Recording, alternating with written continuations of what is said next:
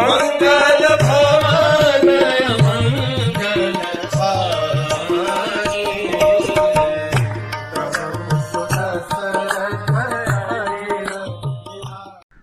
हरे कृष्ण।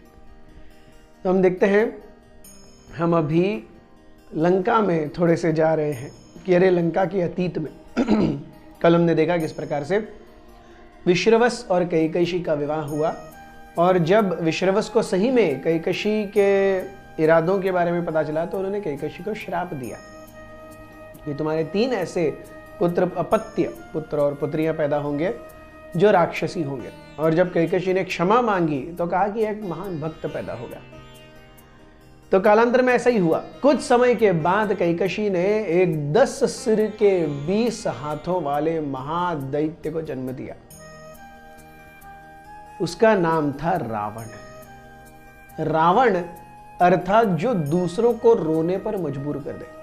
तीनों भाइयों में सबसे बड़ा, सबसे ज्यादा क्रोधी, सबसे ज्यादा कामुक और सबसे ज्यादा अपनी उत्कंठाओं और आकांक्षाओं को लेकर के बहुत ज्यादा पर्सनल, ये रावण था। इसके बाद पैदा हुआ एक बहुत ही विशाल शरीर वाला बच्चा जिसका नाम रखा गया कुंभकर्ण। कुंभ यानी घड़ा, कर्ण यानी कान, अर्थात जिसके कान इतने बड़े हैं जैसे घड़े के समान हो।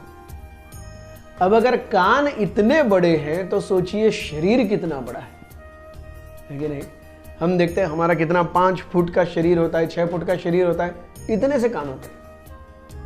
अब कुंभकर्ण के घड़े के समान कान है तो सोचिए शरीर कितना महान है। और कुंभकर्ण जितना उसका बड़ा शरीर था उससे ज्यादा बड़ा उसका उतना ही लगभग उसका बड़ा पेट था।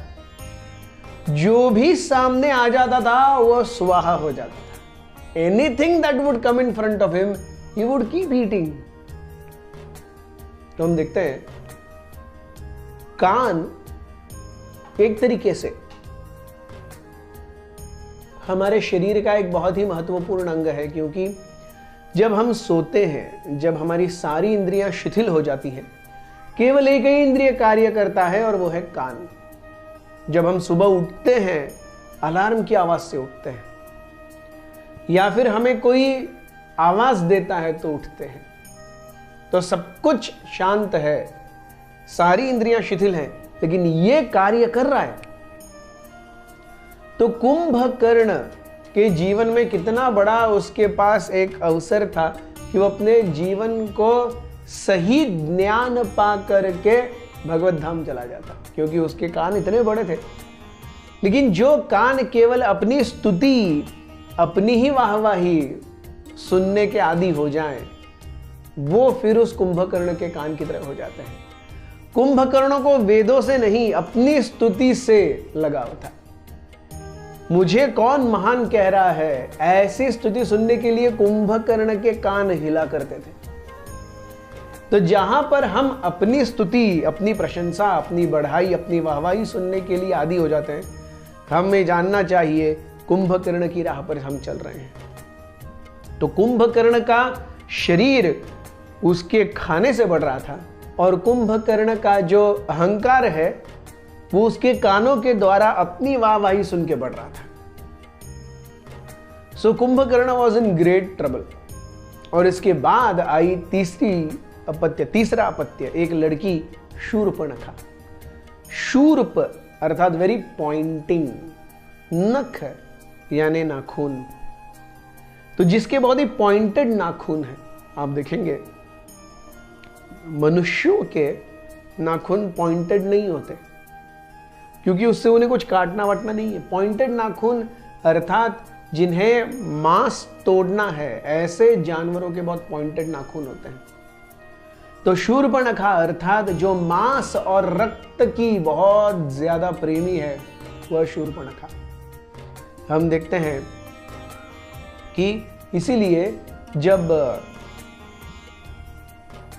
आगे जाकर के लक्ष्मण ने शूर्पणखा को दंड देने का सोचा, तो वहां पर भी उन्होंने क्या काट दिया, ये मांस का टुकड़ा और ये मांस का टुकड़ा, ये काट दिया, ये काट दिया। तो चेहरे को सुंदरता और सौम्यता देने वाला जो अवयव है वो है नाक। तो नाक काट दी। और जहां से ज्ञान हासिल करेंगे वो कर्ण, तो ज्ञान ही नहीं है तो कर्ण काट दिए। तो शूर्पणखा जो रक्त और रक्त पीने की और मांस खाने की आदि है। और आखिर में जन्म हुआ एक सुंदर बेटे का जिसका नाम रखा गया विभीषण। भीषण अर्थात बड़ा, रौद्र, भीमकाय। विभीषण अर्थात जो भीषण नहीं है, बहुत ही सौम्य है, मृदु है।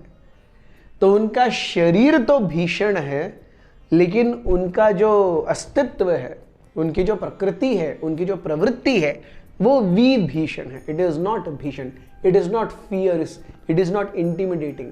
ही is a very natural, soft, simple, humble devotee.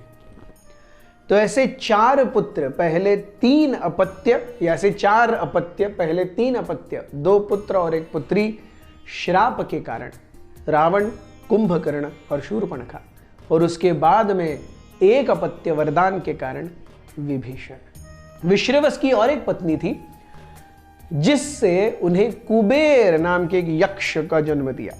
Kuber को देवताओं का कोषाध्यक्ष बनाया गया और कुबेर ने अपने रहने के लिए स्थान लंका चुनी। अब लंका के बारे में और ज्यादा डिटेल हम कल के एपिसोड में देखेंगे। बहुत बहुत धन्यवाद। हरे कृष्ण।